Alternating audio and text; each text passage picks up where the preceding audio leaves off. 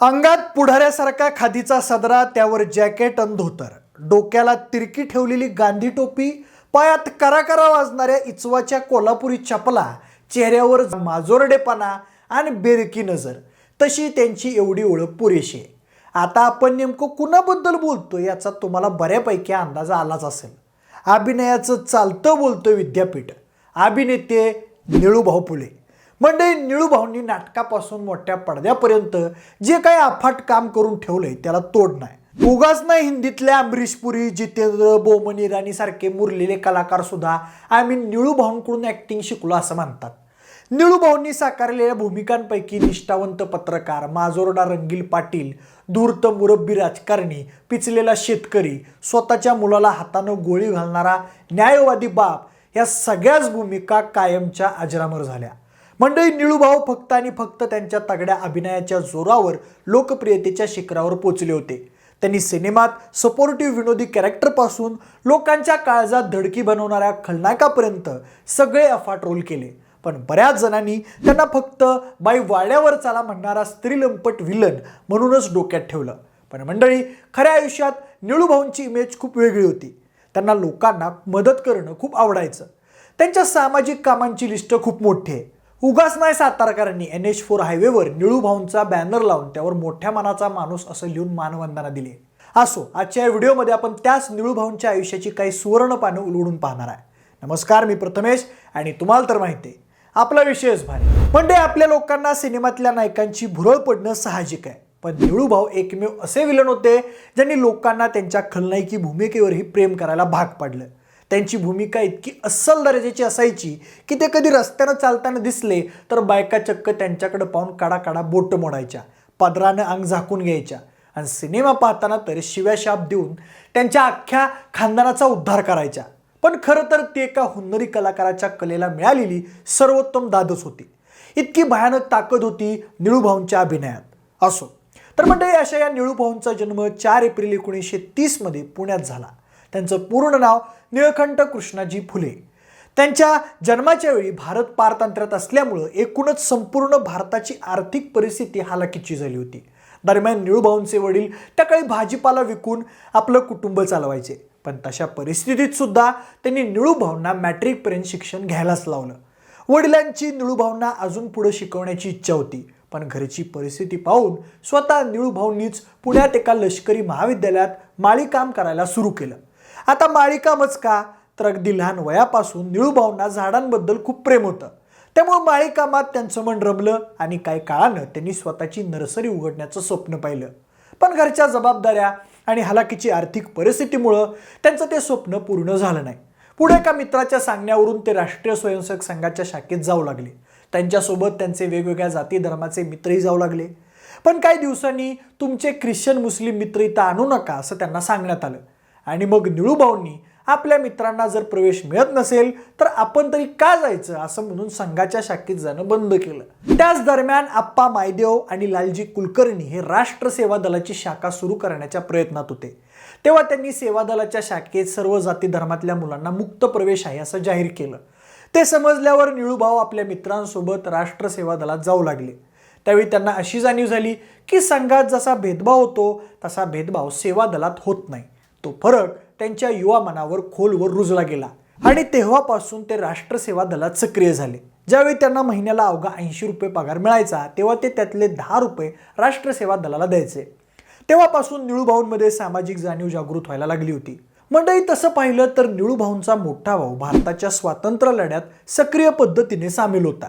त्यामुळे राष्ट्रप्रेमाचे संस्कार घरातूनच त्यांना मिळालेले होते. दरम्यान निळूभाऊ सुद्धा लहान वयात छोट्या मोठ्या प्रभात फेऱ्या काढून सत्याग्रहाच्या मिरवणुकीत सहभागी व्हायचे. एकदा तर त्यांनी संपूर्ण दिवसभर तुरुंगवासही भोगलाय.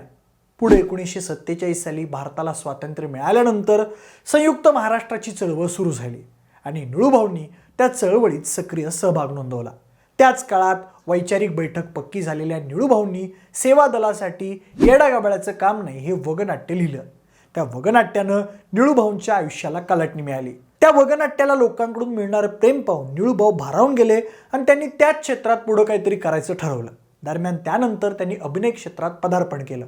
सुरुवातीच्या काळात त्यांनी राष्ट्रसेवा दलाच्या कलापथकात काम केलं. त्यातून हळूहळू इतर नाटकांमध्ये देखील ते छोट्या मोठ्या भूमिका करू लागले. त्यांना वाचनाची आवड होतीच, त्यामुळे अधिकाधिक दर्जेदार साहित्य त्यांच्या वाचनात येऊ लागलं. त्या काळी निळूभाऊंवर रवींद्रनाथ टागोरांच्या दर्जेदार लिखाणाचा प्रभाव जास्त होता.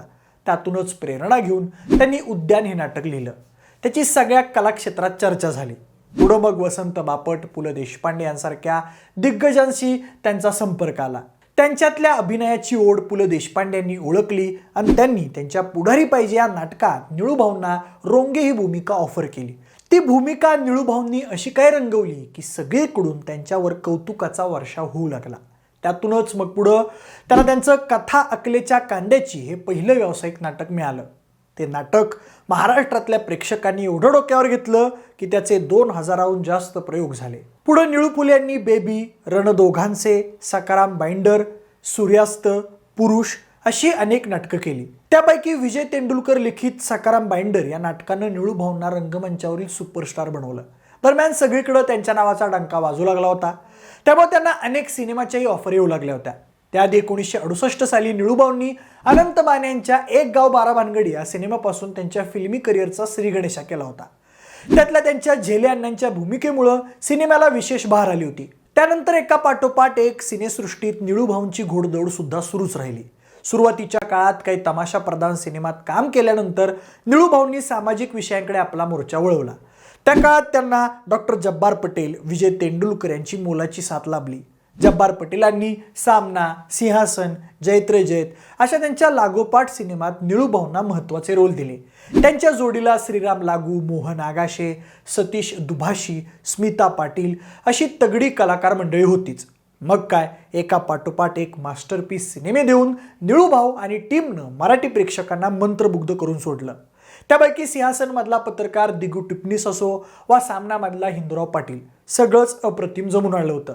सामनामधल्या कावेबाज पाटलाच्या भूमिकेनंतर मराठी सिनेमात पाटील, सावकार किंवा सरपंचाचा रोल करावा तर निळूभाऊंनीच असं समीकरण तयार झालं होतं. पण त्या सिनेमांमधून निळूभाऊंनी समाज आणि सरकारी व्यवस्थेवर मार्मिकपणे बोट ठेवलं.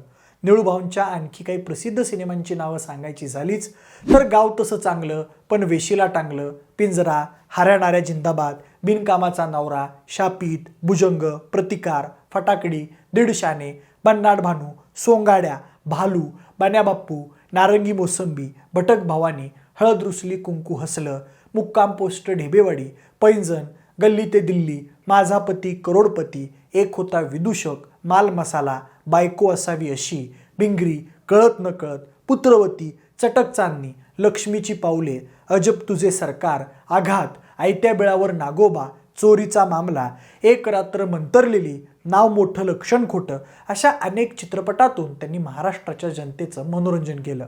पुढं निळूभाऊंनी उतरत्या वयात गोष्ट छोटी डोंगरा एवढी या शेतकऱ्यांची व्यथा मांडणाऱ्या त्यांच्या शेवटच्या पण विद्रोही सिनेमात सुद्धा काम केलं. त्यातला अरविंद जगताप लिखित त्यांच्या तोंडचा एक डायलॉग खूप गाजला होता. म्हणजे जेव्हा कृषी मंत्री म्हणतो की मी तुमच्या शेतकरी मुलानं जीवन संपवलं, हे वाईट झालं, आता त्या बदल्यात मी तुम्हाला तातडीनं 1 लाख रुपये मदत मिळवून देण्याची तरतूद करतो, तेव्हा निळू फुले त्यांच्या थकलेल्या आवाजात म्हणतात की तुम्ही शेतकऱ्यांना मरायचे 1 लाख रुपये देता, कधीतरी त्यांना जगण्यासाठी 10-15 हजार रुपये देत चला. सिनेमातला तो डायलॉग ऐकून रडला नाही असा एकही माणूस तुम्हाला शोधून सापडणार नाही. निळूभाऊंनी फक्त मराठी नाही तर हिंदी सिनेमात सुद्धा त्यांच्या अभिनयाचं नाणं खणखणीत वाजवलं.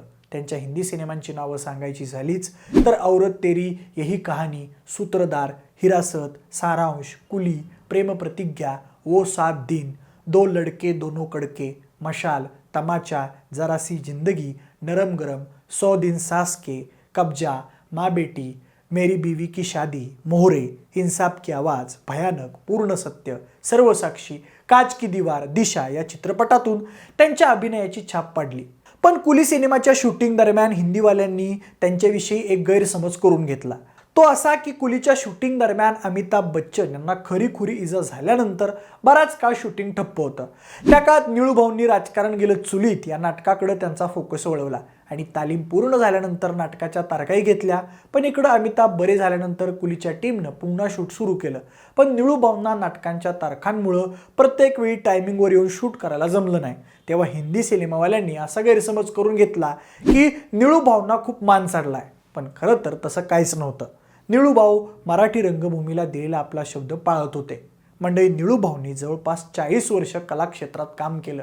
त्यांच्या संपूर्ण कारकिर्दीत त्यांनी 140हून अधिक मराठी चित्रपट, 12 हिंदी चित्रपट आणि काही सुपर डुपर हिट नाटकंही केली.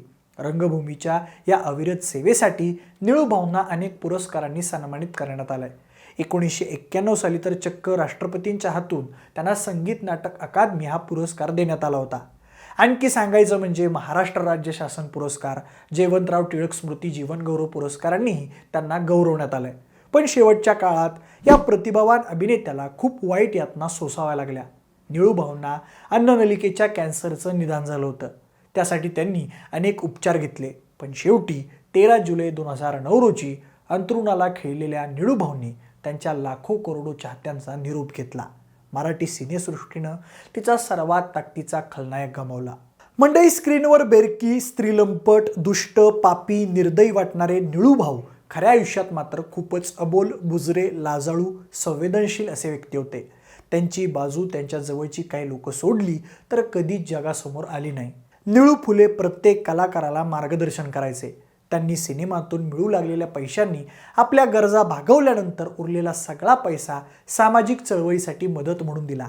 बाबा आढाव, डॉक्टर नरेंद्र दाभोळकर अशा समाजसुधारकांनी सुरू केलेल्या सामाजिक कृतज्ञता निधीसाठी त्यांनी लग्नाची बेडी या नाटकाचे अनेक प्रयोग केले. नाटकाचे प्रयोग झाले की नरेंद्र दाभोळकर, बाबा आढाव यांच्यासोबत जाऊन निळूभाऊ वाडी वस्त्यावर जाऊन लोकांची भेट घ्यायचे. त्यांच्याशी संवाद साधून जमेल तेवढी मदत करायचे. शेवटच्या काळात त्यांनी ती सामाजिक कामं करता यावीत म्हणून त्यांनी साताऱ्यातच निसर्गाच्या सानिध्यात एक घरसुद्धा विकत घेतलं होतं. तर अशा या अत्यंत साध्या मनाच्या, सामाजिक भान असलेल्या, कुठेही विनाकारण आवाज न चढवता आपल्या नैसर्गिक अभिनयानं प्रेक्षकांची मनं जिंकून घेणाऱ्या हरहुन्नरी कलाकाराला विशेष भारी टीमचा मानाचा मुजरा. आज त्यांच्या जाण्यामुळं मराठी सिनेसृष्टीत खूप मोठी पोकळी निर्माण झाली. पण असो, आजपर्यंत निळूभाऊंचा कुठला रोल आणि सिनेमा तुम्हाला सर्वात जास्त आवडला ते आम्हाला कमेंट करून नक्की सांगा. तसंच तुम्हाला आमच्याकडून अजून कोणत्या कलाकारांची संपूर्ण कारकीर्द जाणून घ्यायची असल्यास त्याचंही नाव कमेंटमध्ये कळवा. जर हा व्हिडिओ आवडला असेल तर लाईक आणि शेअर करा आणि सोबतच आपल्या विशेष भारी यूट्यूब चॅनलला देखील सबस्क्राईब करा. जर हा व्हिडिओ तुम्ही फेसबुकवर पाहत असाल तर तिथेही आम्हाला फॉलो करायला अजिबात विसरू नका. धन्यवाद.